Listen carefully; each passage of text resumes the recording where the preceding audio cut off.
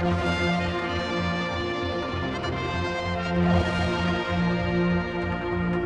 while I've got Cregeen with me and we've been talking about the bus station, I thought this might as well be a pick-up point on the situation with the bus dispute, for instance, and bendy buses, to other items. You're in the news at the minute, you are. What are we doing about the strike? Where are we up to? We're still talking with the unions. You are talking then? There's a communication open? Yes, we're still open to talk to the unions, so that's still going on. Have you moved? Have they moved?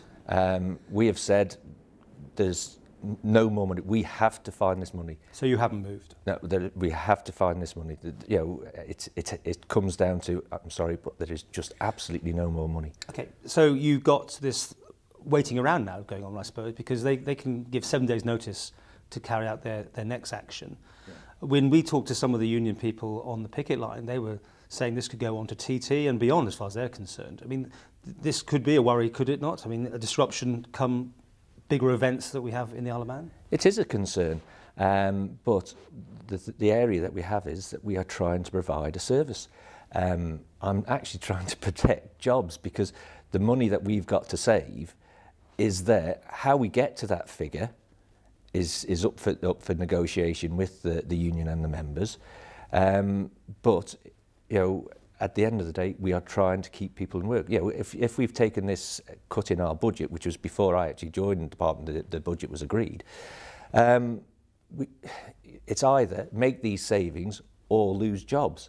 And you know, I've been trying to say to the members, we're trying to keep you in work. I think you made that quite clear, but the fact of the matter is, it has to end at some point. Every dispute has to have an end.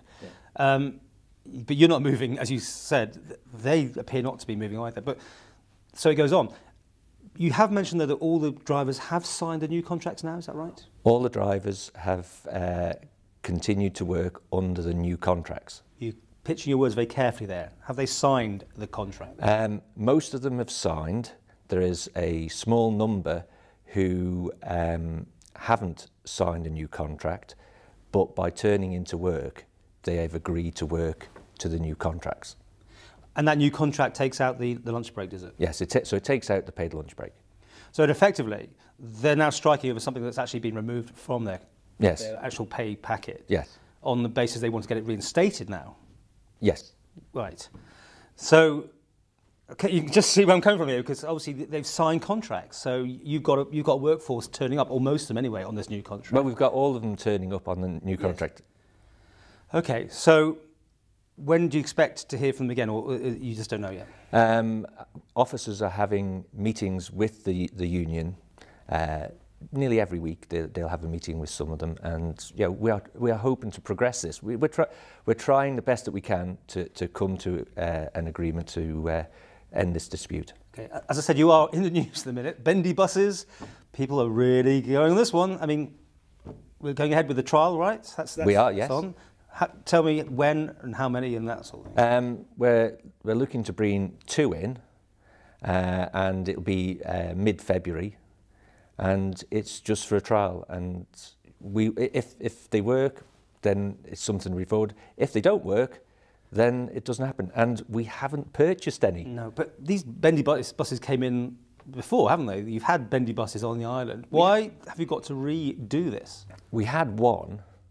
And what it was decided was that by going down a trial, we are going to do a full trial on the proposed routes that we would like to use them on. So what did you learn from the last visit of the bendy bus then? Well, they worked on a number of routes. There was a number of routes that it was identified that they didn't work on, and it's to see how the public feel about them. You know, there is concerns. And one of the issues is that, you know, we will listen to what people's concerns are, and we are looking for somebody who will be independent from the department to review any of that consultation. I'm looking forward to the press site visit. Yes, we're. And will people have a chance themselves to have a go on it, or will they just be only allowed to look at them passing by? Yes, well, you know, they will be out there. We will be allowing the public to have a look at these and to go on them. Because it's mostly for school children, isn't it? I mean, will it run other services besides the school services? Well, we've initially said that this is all about on the school. A number of people have said this would be great if you put them on other routes, You know, because if you look at some of the routes there for carrying baggage, you know, a single-decker bus or something with that capacity is of benefit. But we've said this is what the trial's for. This is what we really want. Is just dealing with the high number of passengers that we have to carry at certain times in the day. Okay. So consultation, the bus comes over. When will you make a decision on this?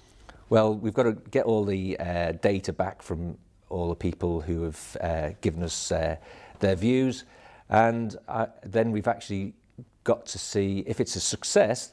Then we would have to come to Tynwald, or the Department of Infrastructure would have to come to Tynwald for a change in the legislation to allow these buses on the island. Timescale, please. It could be 3 months. But this year? Yeah, yeah. So it's that sort of time. You know, we have to see how it goes.